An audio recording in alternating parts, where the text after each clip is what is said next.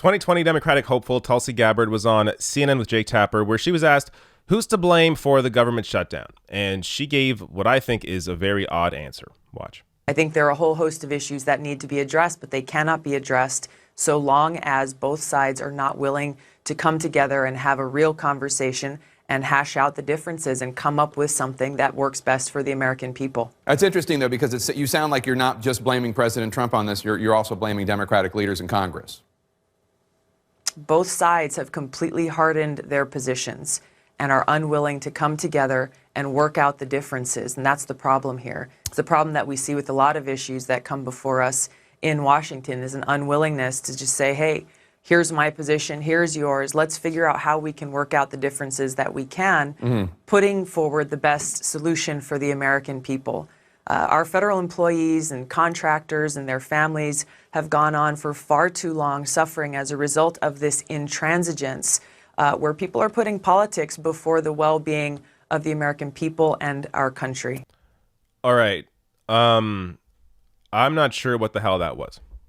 So this is the kind of answer that you expect from like Joe Manchin or Claire McCaskill, these conservative Democrats who always try and appeal to conservative voters, Republican voters, always try and do this both sides thing, act like, oh, yeah, both sides have to come together and find a meeting place in the middle and make a deal.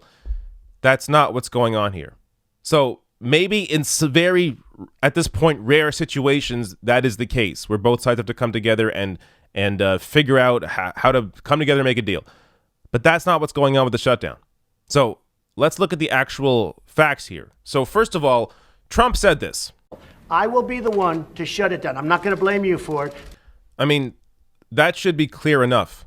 Trump was taking the blame for the shutdown before the shutdown happened. He said he would be the one to shut it down. He would take the blame for it. So, I mean, I could end the video here, but there's more. So Trump was going to avoid a government shutdown until Fox News demanded a government shutdown and got one. A lot of conservatives with big platforms were very, very angry at Trump this week. So that was reporting from December, and that included people like Fox and Friends, Ann Coulter, and Rush Limbaugh, all attacking Donald Trump and all pushing him to have the shutdown as a way to fund a border wall.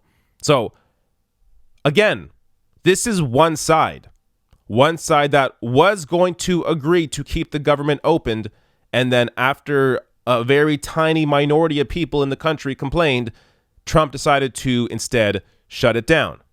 Now, on top of that, polls show a majority oppose a border wall and blame Trump for the shutdown.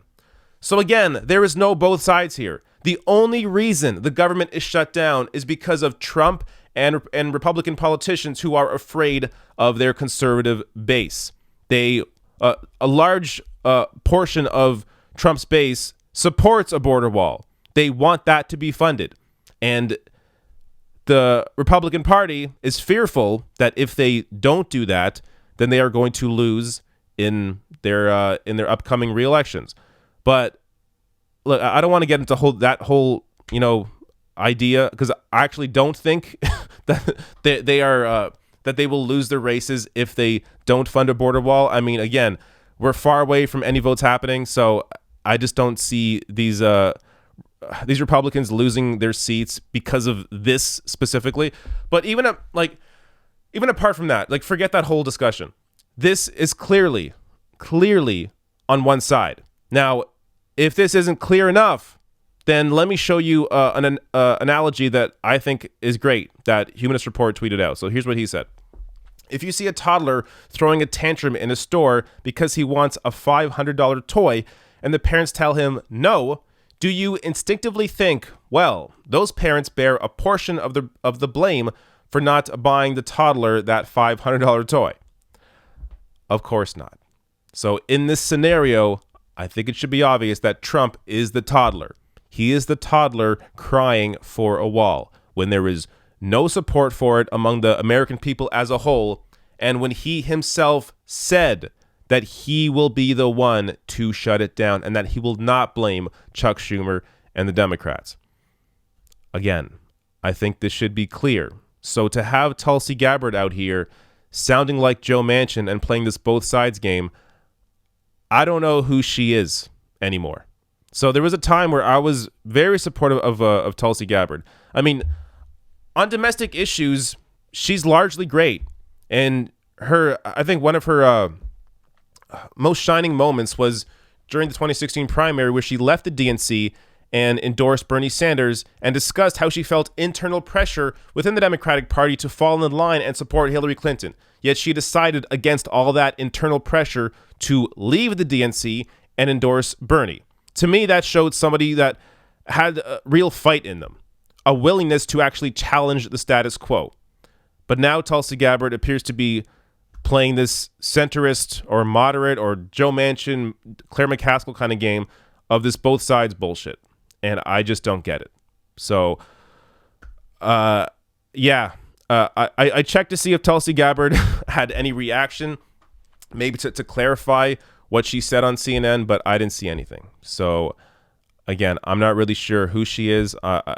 It's disappointing because she has some terrible positions on foreign policy, even though she has some great positions on domestic policy, and she had that one great move in endorsing Bernie Sanders. But ultimately, because of everything now that's coming out, including her terrible history on LGBT issues, even though now she says she supports gay rights, she was active in the anti-gay rights movement in Hawaii.